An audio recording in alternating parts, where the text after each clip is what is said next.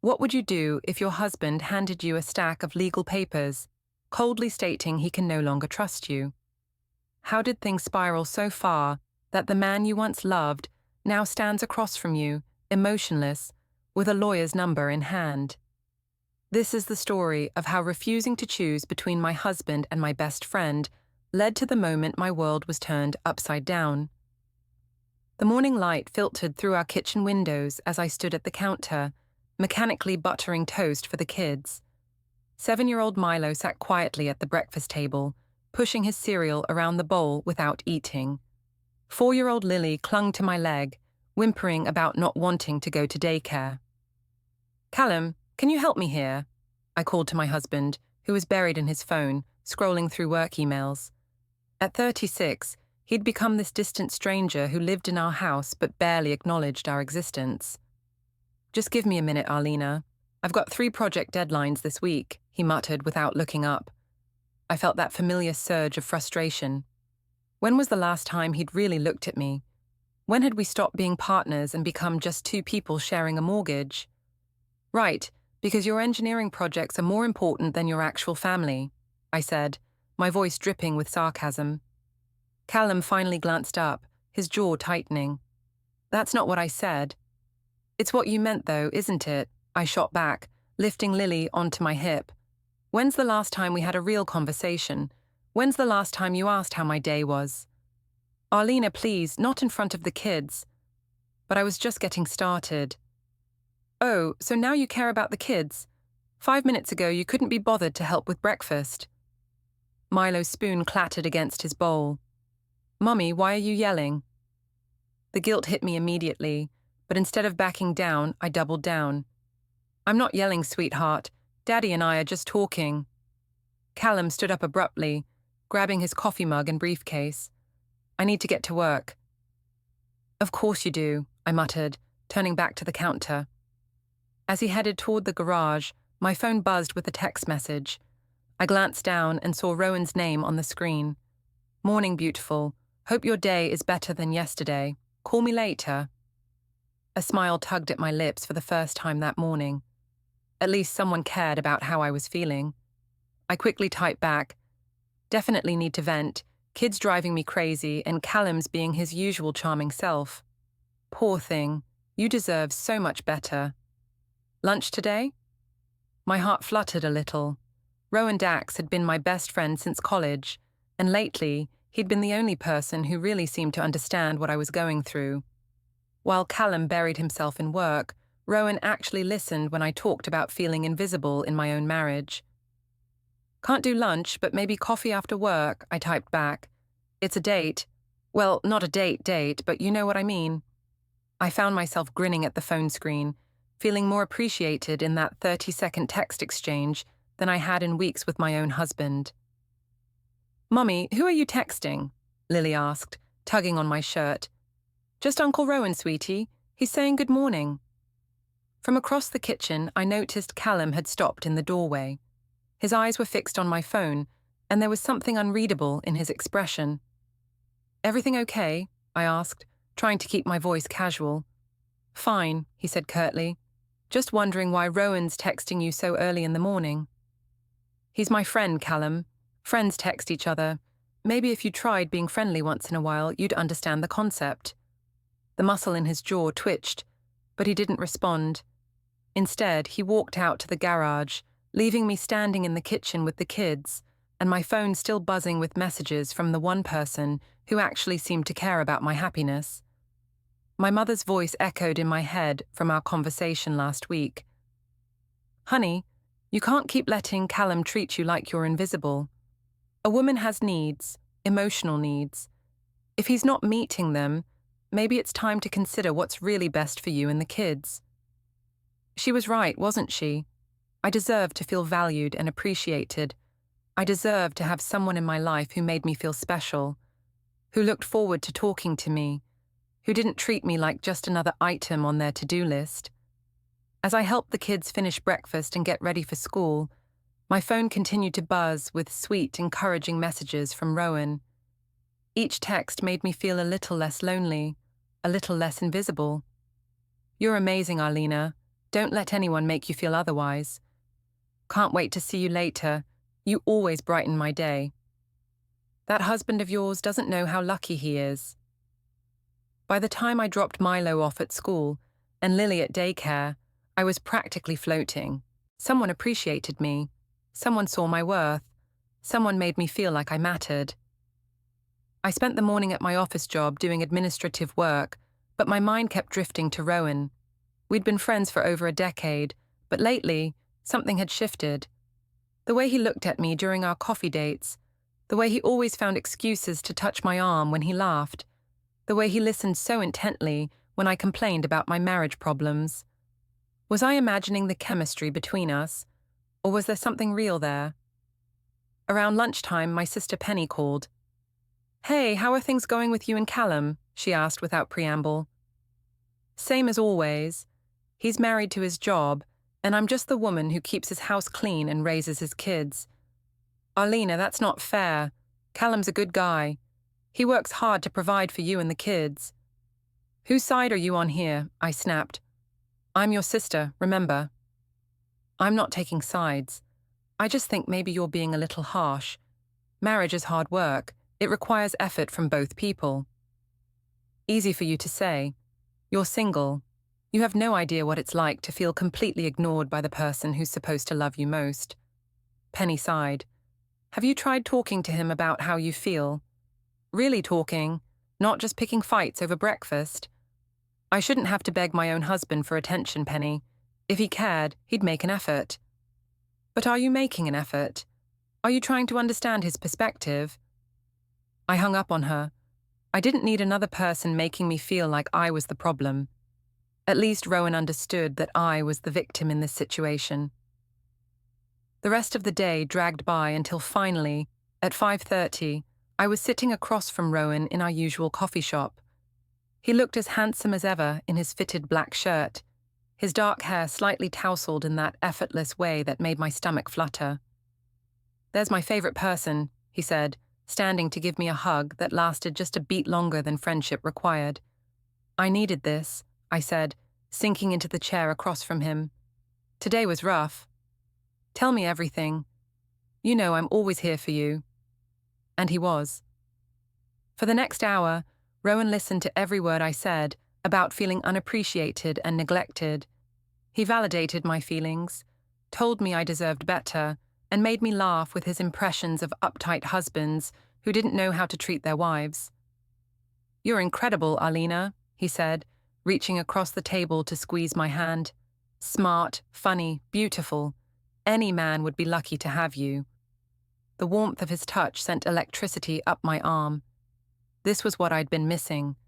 This connection, this appreciation, this feeling of being truly seen and valued.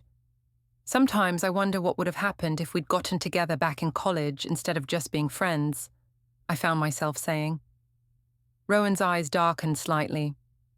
"I think about that too sometimes." We sat there for a moment, hands still touching, the air between us charged with possibility.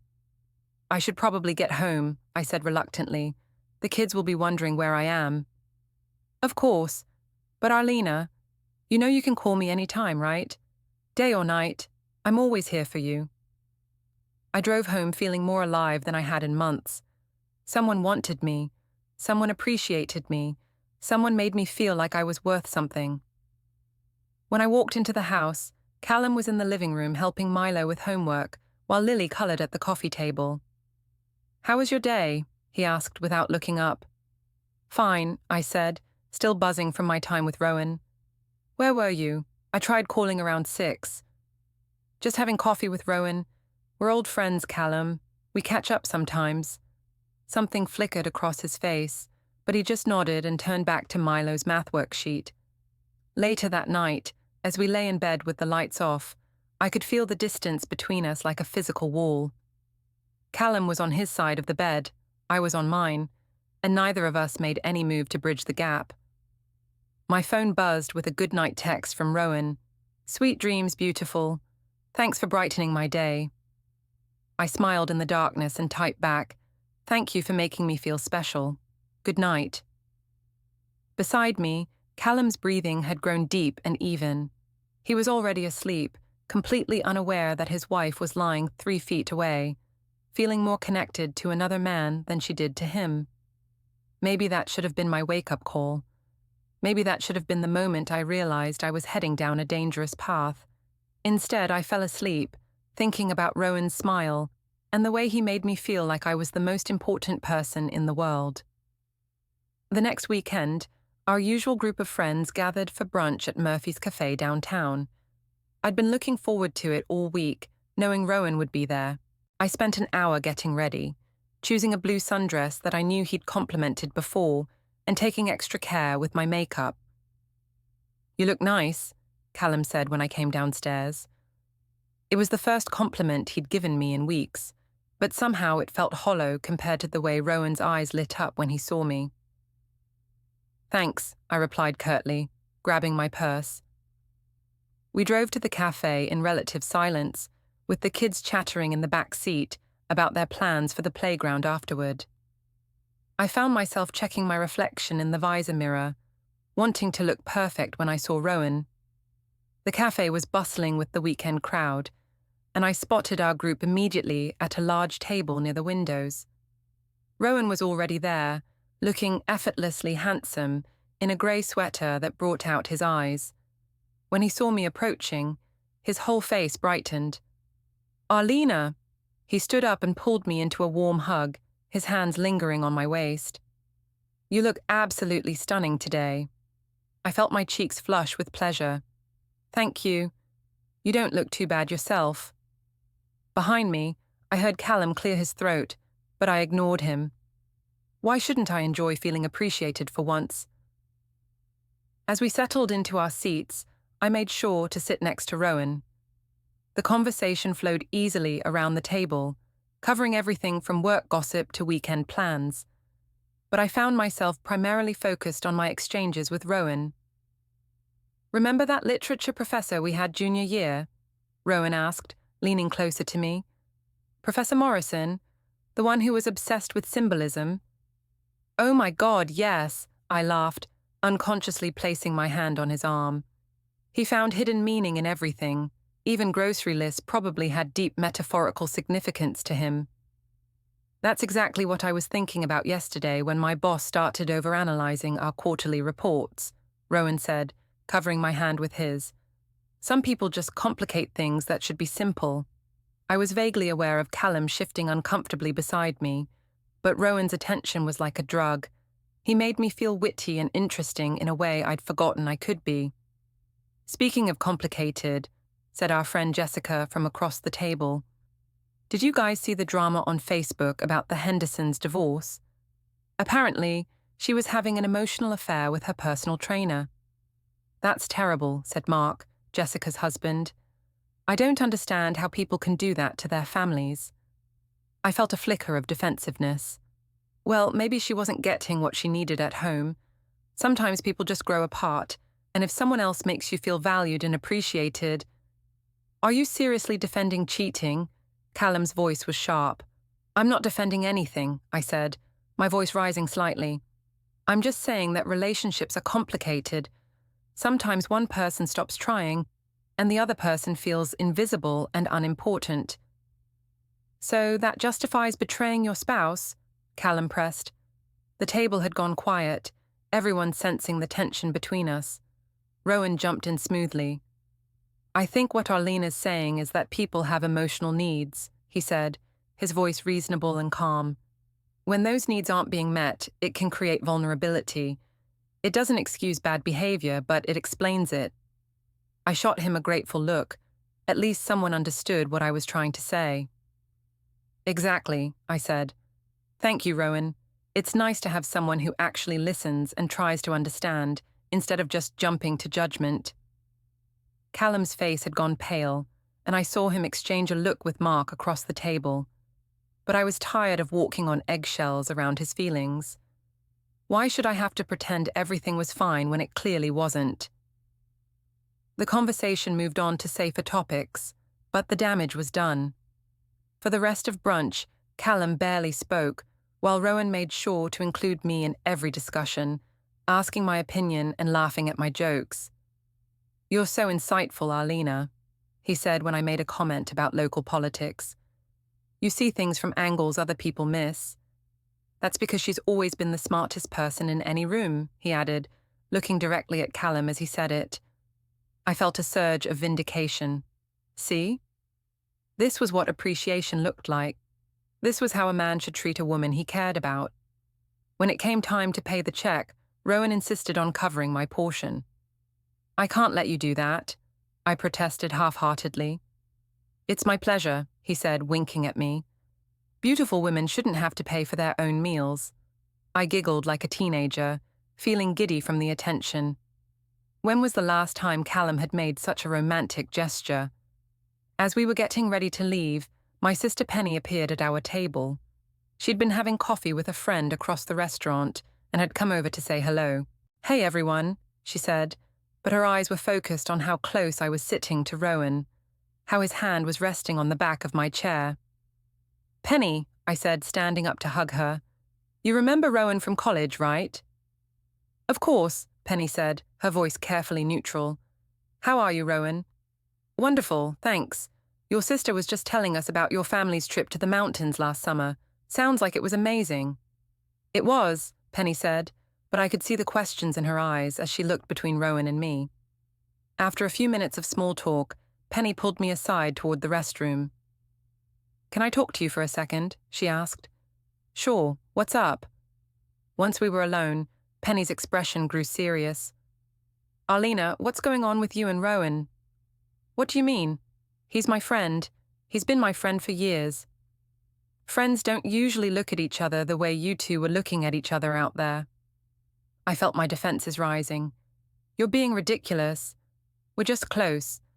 Some people have friendships that are actually meaningful and supportive." "And what about Callum? He looked miserable sitting there." "Maybe that's because he finally realizes what he's been taking for granted," I snapped. "Maybe seeing another man appreciate me will wake him up." "Arlena, this is dangerous territory. You're playing with fire." "I'm not playing with anything. I'm finally remembering what it feels like to be valued and appreciated. If that makes Callum uncomfortable, maybe he should examine why." Penny shook her head. "You're my sister and I love you, but you're making a mistake. Whatever problems you and Callum have, this isn't the way to solve them." "Easy for you to say. You don't have to live with someone who treats you like furniture." "Have you tried marriage counseling? Have you actually told Callum how you feel without attacking him?" I was getting tired of everyone acting like I was the problem. "I shouldn't have to beg my own husband to notice me, Penny. A good partner would see when their spouse is struggling and make an effort. But are you making an effort with him?" I walked away without answering. I didn't need to justify myself to anyone, not even my sister. When I returned to the table, Rowan immediately stood up and pulled out my chair. "Everything okay?" he asked, his voice full of concern. "Fine," I said, shooting a pointed look at Callum, who was staring out the window with a clenched jaw. "Just family drama." As we were leaving the restaurant, I noticed Jessica taking a group photo with her phone. We all crowded together, and somehow I ended up pressed against Rowan's side, his arm around my waist. The pose felt natural and right, like we belonged together. "Perfect," Jessica said, immediately posting it to social media. "Love our brunch crew." The drive home was tense. Callum didn't say a word until we were pulling into our driveway. "We need to talk," he said quietly. "About what?" "You know about what, Arlena. About the way you were acting with Rowan today." I felt a surge of anger. Acting how? Like I was enjoying myself. Like I was having a conversation with a friend who actually listens to me. "You were flirting with him. In front of everyone. In front of me." "I was being friendly. Maybe you've forgotten what that looks like." "This isn't about me, Arlena. This is about you crossing boundaries." "What boundaries? I had lunch with friends. I participated in conversations." "I'm sorry if seeing me happy makes you uncomfortable." Callum parked the car and turned to face me. "Are you having an affair?" The directness of the question caught me off guard. "Of course not. How dare you accuse me of that?" "Then what is this? What's happening between you and Rowan?" Nothing is happening. He's my friend. He's been my friend for years. Just because you don't know how to maintain friendships doesn't mean I can't. Friends don't act the way you two are acting today. You're being paranoid, Callum, and jealous. Maybe if you put half as much energy into our marriage as you do into being suspicious of my friendships, we wouldn't have these problems. I got out of the car and stormed into the house, leaving Callum sitting in the driveway. How dare he accuse me of having an affair?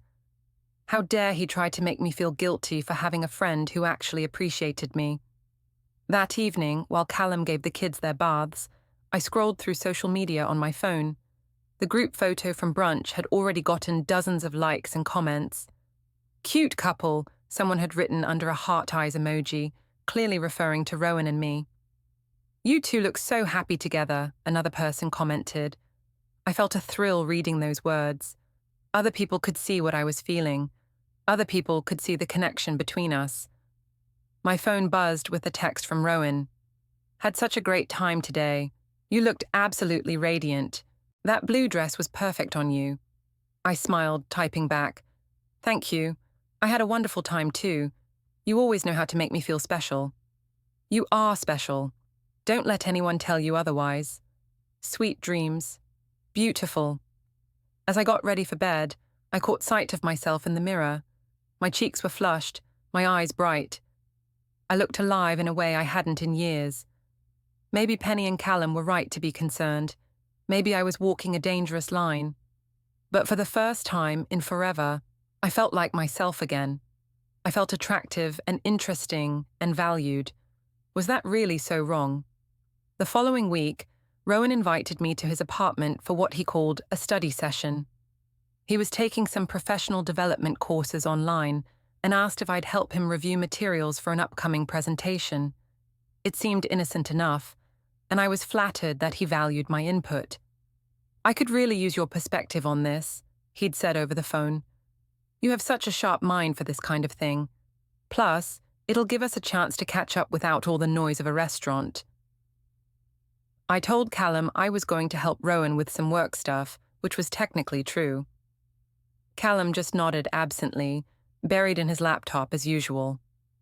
"When will you be home?" he asked. "Not too late, probably around 9 or 10.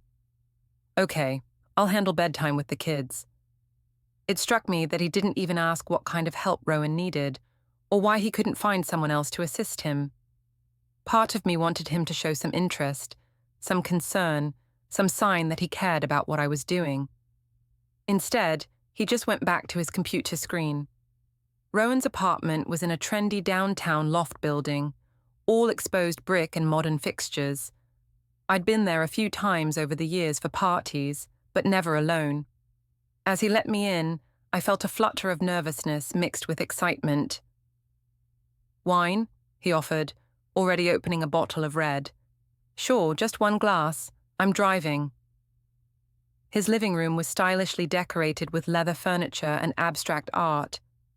Jazz music played softly from hidden speakers, creating an intimate atmosphere that felt very different from the chaos of my house with 2 young children. "This is nice," I said, settling onto his couch with my wine glass. "So peaceful." "It's my sanctuary," Rowan said, sitting closer to me than strictly necessary. "Sometimes I think about how different my life would be if I'd settled down like you did." "Different how?" "Well, I'd have more responsibility, obviously, but I'd also have someone to come home to every night, someone who cared about my day, who I could share things with." He was looking at me intently as he spoke, and I felt my pulse quicken. "That sounds lonely," I said softly. "It can be, especially when I see what I'm missing." His eyes held mine for a long moment before he seemed to shake himself back to the present. "But enough about that. Let me show you what I'm working on." For the next hour, we actually did focus on his presentation materials. He was developing a marketing strategy for his consulting firm, and I found myself genuinely engaged in helping him refine his ideas. It felt good to use my brain in a way that my administrative job rarely required. "You're brilliant at this," Rowan said, as I suggested a different approach to one of his slides. You should be running your own company, not filing paperwork for someone else. Right, because that's realistic with 2 young kids and a mortgage, I laughed, but his words warmed me. When was the last time anyone had called me brilliant? I'm serious, Arlena. You're wasting your talents in that job. You could do so much more. Callum thinks my job is perfect for our family situation. Steady hours, good benefits, nothing too stressful. What do you think? The question caught me off guard. Nobody ever asked what I thought about my own career.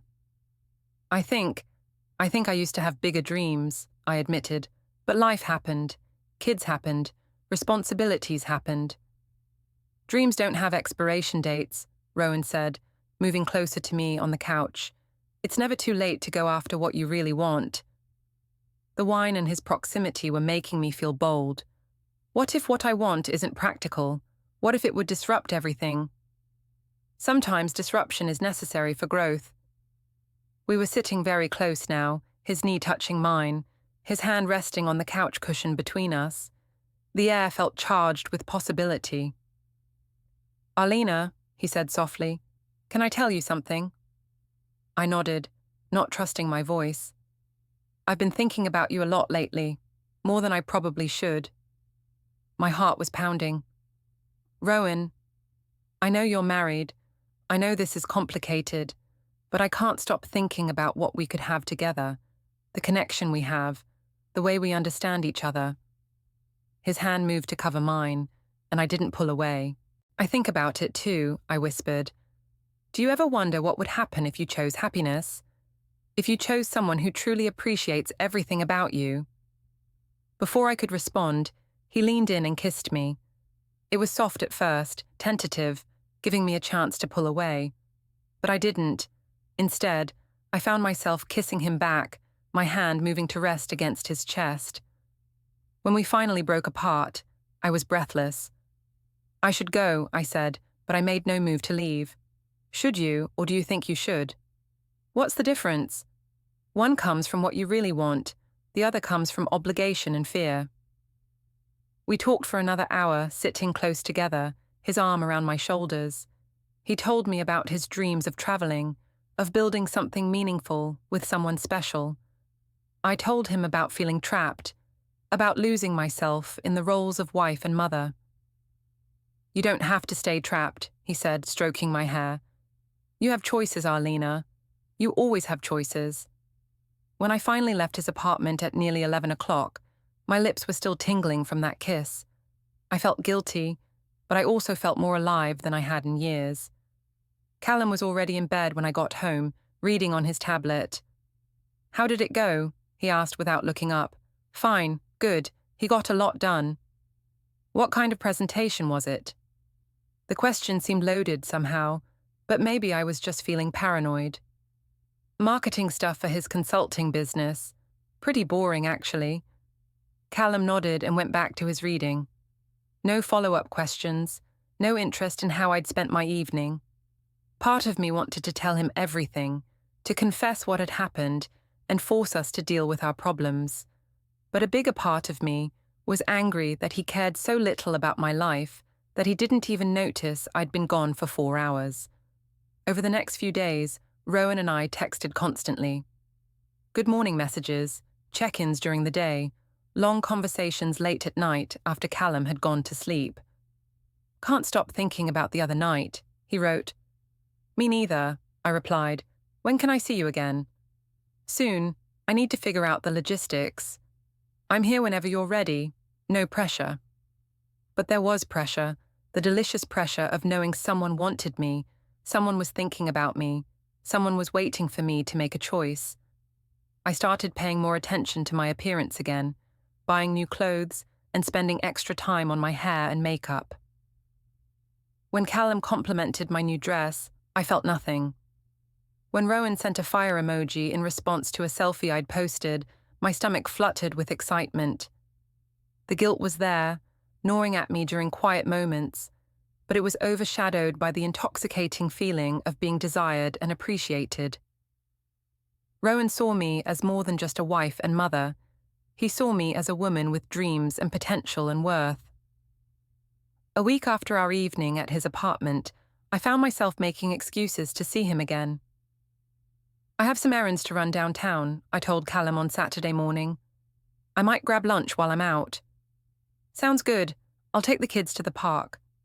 It was so easy. Too easy. I met Rowan at a small cafe across town, somewhere we were unlikely to run into anyone we knew. He looked handsome in a navy sweater, his eyes lighting up when he saw me approach. "There's my favorite person," he said, standing to hug me. This time, I didn't hesitate to hug him back, breathing in his cologne and feeling the solid warmth of his chest against mine. We talked for hours about everything and nothing. He told me about his childhood, his dreams, his fears. I opened up about feeling lost in my marriage, about wondering who I'd become and whether I liked that person. "You're not lost," he said, reaching across the table to take my hand. "You're just buried under expectations and obligations, but the real you is still there. I can see her." "How can you be so sure?" "Because I knew you before. I knew you when you were fearless and ambitious and full of dreams. That woman is still inside you, Arlena. She's just waiting for permission to come out." When he walked me to my car, he kissed me again, deeper this time, his hands tangling in my hair. I kissed him back without reservation, lost in the feeling of being wanted and desired. "I'm falling for you," he whispered against my lips. "I know it's complicated, but I can't help how I feel." "I know," I whispered back. "I feel it too." Driving home, I caught sight of myself in the rearview mirror.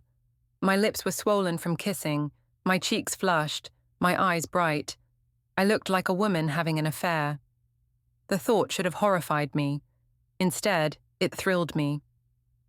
That evening, as I helped Lily with her bath and read bedtime stories to Milo, I felt like I was playing a role, going through the motions of being a wife and mother while my real self was somewhere else entirely. Later, as Callum and I got ready for bed, he paused in brushing his teeth. "Everything okay? You seem distracted lately." For a moment, I considered telling him everything, confessing about Rowan, about the kisses, about the way I was feeling. Maybe it would shock him into fighting for our marriage. Maybe it would force us to address the problems we'd been ignoring for years. But then I looked at him, really looked at him, and saw a stranger. When had we stopped being partners? When had we stopped being lovers? When had we become just two people sharing a house and splitting child-rearing duties? "I'm fine," I said, "just tired." He nodded and went back to brushing his teeth, accepting my lie without question. And in that moment, I felt justified in my choices. If he cared so little about my inner life that he couldn't even tell when I was falling in love with someone else, then maybe I deserved to find happiness wherever I could. That night, I lay in bed next to my husband, texting another man. "Thank you for today," I wrote to Rowan. "Thank you for being brave enough to follow your heart," he replied. "Is that what I'm doing?" "I hope so. You deserve to be happy, Arlena. You deserve to be cherished." I fell asleep with my phone in my hand and a smile on my face, dreaming of a life where I felt valued and desired and truly alive. 3 weeks later, we were hosting both sets of parents for Sunday dinner, something we did monthly to maintain family relationships. I'd been looking forward to it because I felt more confident lately, more like my old self. Rowan's attention had given me a glow that I was sure everyone would notice. I spent the morning cooking Callum's mother, Margaret's favourite pot roast, while also preparing my mother, Denise's preferred sides. The kids were excited to see their grandparents, running around the house in their Sunday clothes. "Milo, please don't get your shirt dirty before everyone gets here," I called, putting the finishing touches on the dining room table. Callum was in the living room, arranging chairs and checking his phone with that same distracted expression he always wore. I wondered if he was thinking about work, or if he'd noticed how much happier I seemed lately. My phone buzzed with a text from Rowan. "Hope you're having a good day, beautiful. Wish I could be there to see you in that blue dress you mentioned."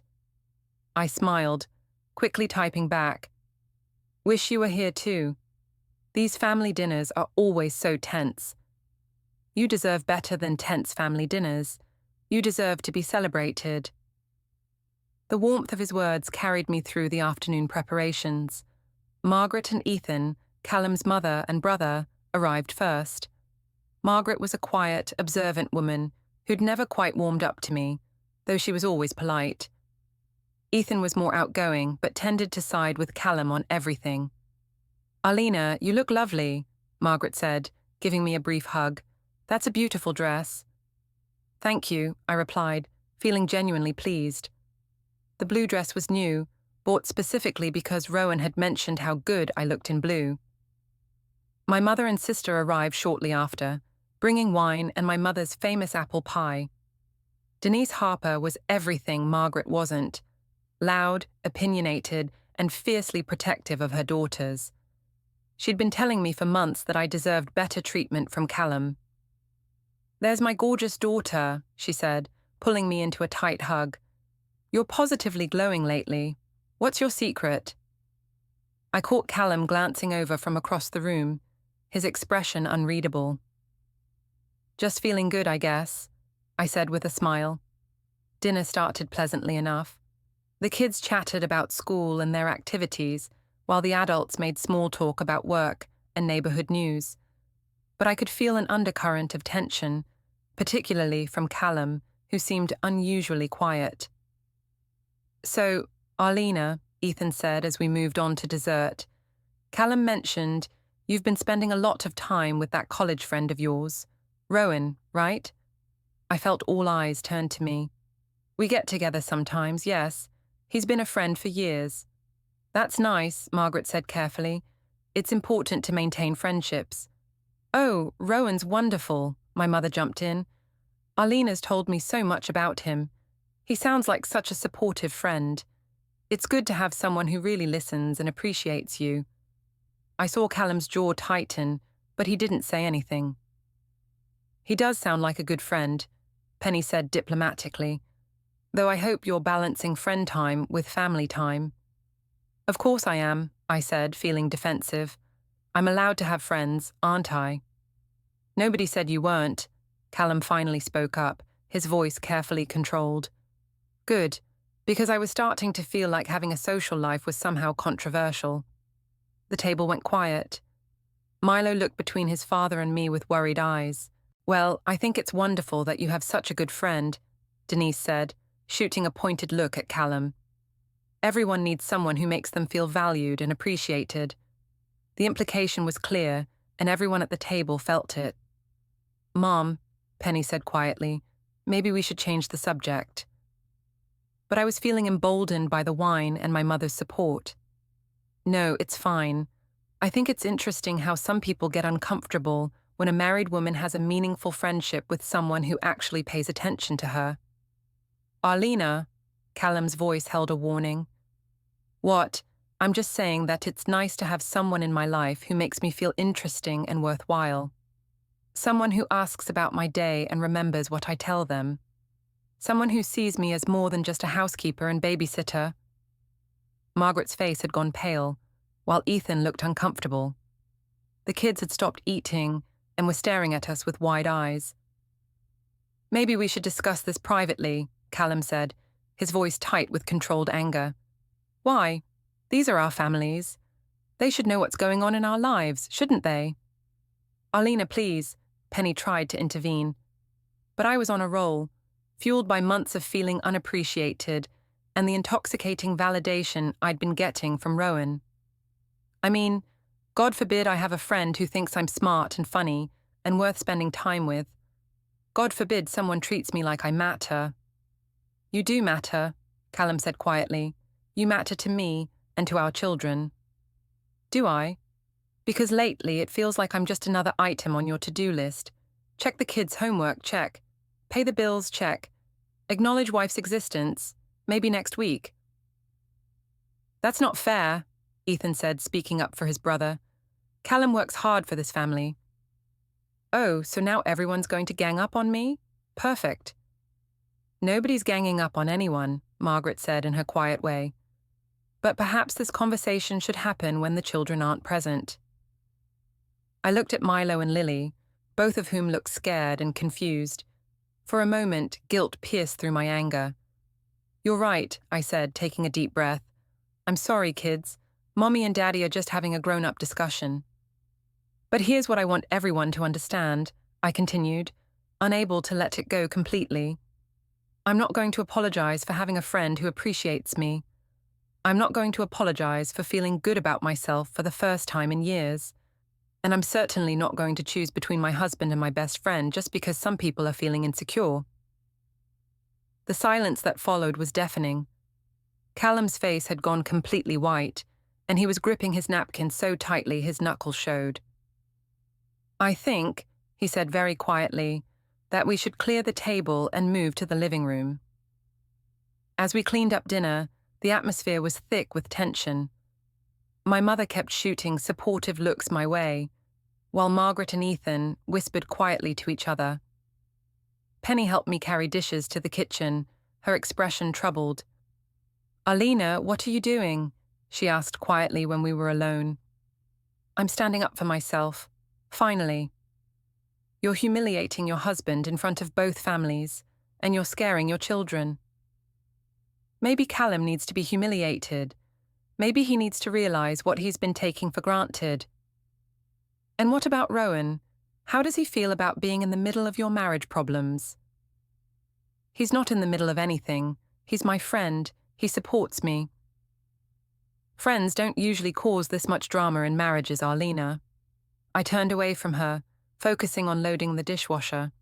Everyone wanted to make me the villain, but nobody wanted to acknowledge that I'd been slowly disappearing in my own life for years. The rest of the evening was strained. We sat in the living room making awkward small talk while the kids played with their toys. Callum barely spoke, and when he did, his voice was cold and distant. Finally, around 8 o'clock, both sets of parents made their excuses and left. Ethan pulled Callum aside for a quiet conversation by the front door, while my mother made a point of hugging me extra tight. "You stand your ground, honey," she whispered in my ear. "Don't let anyone make you feel guilty for being happy." After everyone left, Callum and I got the kids ready for bed in silence. Milo asked if Mommy and Daddy were mad at each other, and I assured him that everything was fine, that sometimes grown-ups just have disagreements. But everything wasn't fine. As soon as the kids were asleep, Callum confronted me in our bedroom. "What the hell was that?" he asked, his voice shaking with anger. "That was me finally being honest about how I feel.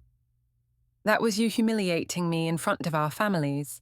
That was you making it clear to everyone that you're having an emotional affair." "I'm not having an affair. I'm having a friendship with someone who actually values me." "Do you hear yourself, Arlena? Do you hear how you sound?" "I sound like someone who's tired of being invisible in her own marriage." Callum sat down heavily on the bed, his head in his hands. "I don't know how to fix this," he said quietly. "I don't know what you want from me." That night, Callum's ultimatum lingered like smoke. Choose our marriage or lose it. I chose Rowan, our friendship, my validation, refusing to be controlled. I told myself I deserved to feel seen. I called Rowan immediately. Callum gave me an ultimatum about us. I chose you. I chose not to be manipulated. "I'm proud of you, Arlena," he said warmly. "You stood up for yourself." His words soothed me, but Callum's sad, resigned face haunted me as I fell asleep alone on the couch. Monday felt wrong. Callum left early. The house echoed. At work, I leaned on Rowan's texts for comfort, ignoring the hollow ache. Penny called. If Callum had a close female friend he texted constantly and clearly wanted, how would you feel?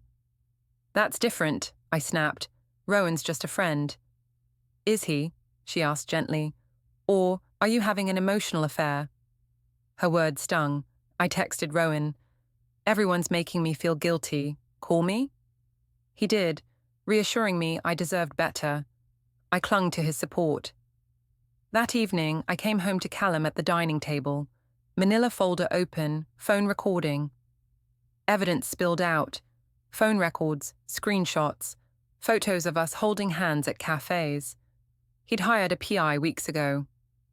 "You followed me?" I protected our children from your choices. He played an audio of me confessing love to Rowan. I'm filing for divorce, he said. Adultery, emotional abandonment, primary custody. The room spun. You can't take Milo and Lily. I'm giving them stability. You prioritized him over them. I begged, counseling, cutting Rowan off. Callum shook his head. You chose yourself. He left with the kids. Alone, I called Rowan. He knows. He's filing. Taking the children. Silence. Then, this is complicated. Maybe time apart. You're abandoning me. You chose this. The call ended. Divorce papers arrived next morning. Callum's note, you chose yourself over all of us. Hope it was worth it. The house echoed empty. Rowan had moved on. My children were gone. My marriage destroyed. I'd wanted to feel alive. Instead, I was utterly alone, paying the price for lies I told myself until they became truth.